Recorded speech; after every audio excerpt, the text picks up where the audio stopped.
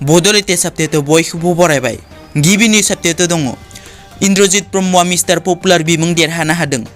थांनाय 7 जानुवारि खालार खालि निलिम फेशन प्रडाक्ट्सनि सामलायगिरि मिस्टार बिबन दासआ फेशन बादायलायनाय हाबाफारिखौ गुवाहाटीआव खुंनाय जादोंमोन। बे हाबाफारियाव गाहाय आलासि महरै नुजादोंमोन मिरि सयकिया मिस दिबा अफ इन्डिया इउनिभार्स बिथाङा। बे बादायलायनायाव क'क्राझार जिल्लानि सासे बर'नि फिसा इन्द्रजित ब्रह्म बिथाङाबो बाहागो लादोंमोन आरो बिथाङा next star mister and miss इन्डियायाव मिस्टार पपुलार बिमुं देरहानो हायो। लोगोसेनो नेक्स्ट स्टार इन्डिया 2021 मायथाइनि सेकेन्ड रानार आपआव सायख'जायो।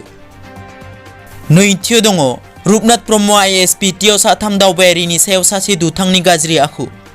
अरुणाचल प्रदेशनिफ्राय फैनाय साथाम हिन्जावसाया गुवाहाटी नोगोराव थानाय रुपनाथ ब्रह्म आइएसपिटिआव मैया फुंनि समाव सफैनानै जिरायबाय थानाय समावनो शफिकुल रहमान मुंनि सासे दुथाङा हिन्जावसानि सायाव गाज्रि आखु खालामदों। सिख्लासाया खेबसे निमाहा होनायनि उनावबो गले गले गाज्रि आखु खालामबाय थानायखौ हमदांनो हायो। बेनि उनाव बे दुथांखौ साथाम सिख्लासा दावबायारि रायजोफोरनि गेजेराव जाथायखौ लानानै निमाहा बिहोदों, जाहाथे इयुनाव बेफोरबायदि गाज्रि आखु खालामनायनिफ्राय गोजानाव थानोबो खावलायदों। थामथियाव दङ प्रमद बर'आ बुंदों बिटिसि सरकारा थाबैनो केबिनेट जथुमनि गेजेरजों खौरांगिरिफोरनि जेंनाखौ सुस्रांगोन। क'क्राझार बिगियान फरायसालिमायाव दुलाराय बिटिआर खौरांगिरि गौथुम आरो बिटिआरनि गाहाय खुंगिरि प्रमद बर'जों सावरायज्लायदों।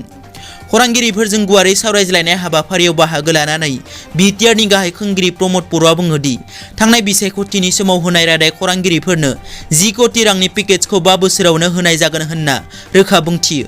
बेनि अनगायैबो खौरांगिरिफोरनि गोबां दुखु खस्थ'नि गेजेरजों सान्दुं अखा नेवसिनानै खौरांफोरखौ फोसावो आरो मुलुग बिखायाव मिथिसार होयो। बिनि थाखाय बिथांमोनखौ जेब्लाबो बिटिआर सरकारा थाबैनो केबिनेट जथुमनि गेजेरजों मदद खालामगोन होननानैबो बुंबावो। ब्रैथियाव दङ सनितपुर जिल्लानि दरलाइ बसुमतारिया गोमानानै दं। सनितपुर जिल्ला धेकियाजुलि जोमैफुरि गामिनि थागिबि गौतम बसुमतारिनि बिसि दरलाइ बसुमतारिया धेकियाजुलियाव बेंकआव फैसा लायनो होननानै थांनानै गोमानानै दं। न'खरनि सुबुङा सोरबा सेंग्राजों रं नाम्बार जानानै खारदों होननानै सन्देह खालामदों। सोरबाफोर नुसनबायोब्ला 9361554843 नाम्बाराव कल खालामनानै फोरमायहरनो न'खरनि सुबुङा खावलायहरदों। बाथियाव दङ लादाखआव चीननि रौनिया हमनो मोनदों। भारत आरो चीननि गेजेराव सिमनाखौ लानानै बेले बेजे थासारि सोमजिबाय थानाय समावनो भारतनि रौनियाया मैया सासे चीननि रौनिया हमनो मोनदों।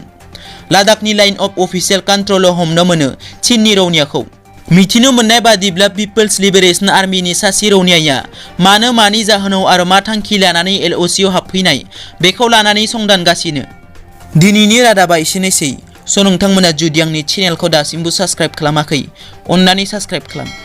गोजोन्थों।